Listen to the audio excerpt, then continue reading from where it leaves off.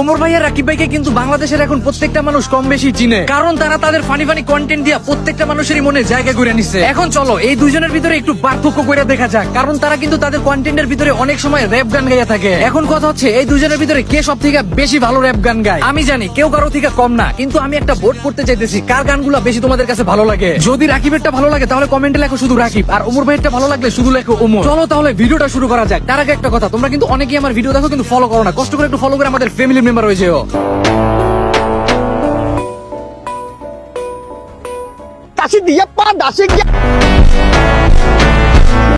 র্যাপের ম্যাপে বারমুদা ম্যাপে নামা তোরা শটগান দিয়া না থাপাইয়া একে দিয়া থাপা